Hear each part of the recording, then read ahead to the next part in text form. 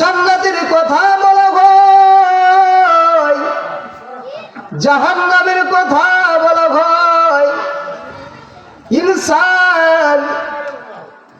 ইনসানের বিবেক আল্লাহ দান করেছে। সে বিবেক দিয়া যদি সে আলোচনা শোনে এবং তার ভিতরে যদি তওবা জুটে যায়, আল্লাহ তাআলা তার কালামুল্লাহর ভিতরে বলেন, ইল্লা মান তাবা ওয়া আমানা ওয়া আমিলা আমালান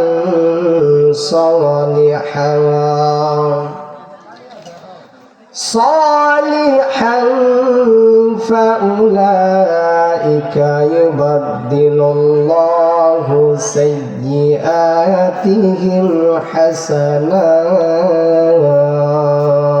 আল্লাহু আকবার। আল্লাহ বলেন, যদি কোনো বান্দা তার এরকম তওবা জুটে যায় আর আল্লাহর কাছে বলে, আয় আল্লাহ, আমি জীবনে অনেক গুনাহ করেছি, অনেক নামাজ কাজা করেছি, অনেক পাপাচারী কাজ করেছি, আয় আল্লাহ, আজকে দ্বীনি মাজলিসে বসে দ্বীনি কথা শুনে আমার হৃদয়টা ঘুরে গেছে। আয় আল্লাহ, তোমার কাছে ক্ষমা চাই। আয় আল্লাহ, তুমি আমাকে মাফ করিয়া দাও।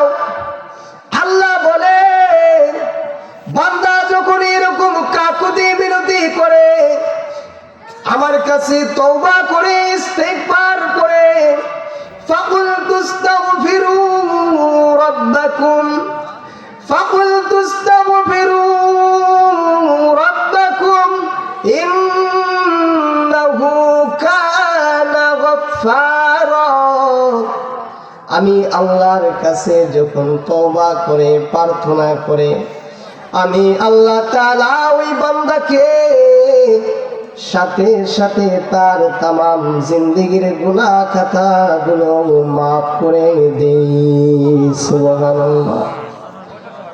শুধু মাফ করে দেই তাই নয়, তিনি যে এতদিন যা গুনাহ করেছিল ওই গুনাহগুলোকে আমি আল্লাহ তাআলা বোনাস হিসাবে, হাদিয়া স্বরূপ হিসাবে তাকে ন্যাক দিয়া বাড়ি পর্যন্ত পৌঁছায়া দেই। সুবহানাল্লাহ। কারণ আমি আল্লাহ হলাম ওয়া কানাল্লাহু গফুরুর রহিমা। আমি আল্লাহ হলাম অত্যন্ত ক্ষমাশীল। আমি আল্লাহর কোনো ক্ষমার শেষ নাই। চিৎকার করে আওয়াজ করে বলেন না সুবহানাল্লাহ।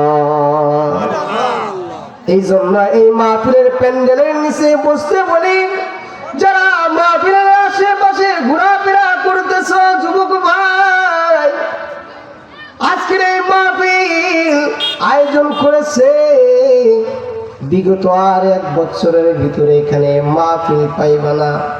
তোমার গ্রামের ভিতরে মাহফিল হইতেছে, কোরআন হাদিসের আলোচনা হইতেছে, তাই আল্লাহর মহব্বত নিয়া, রাসূলের ভালোবাসা মহব্বত নিয়া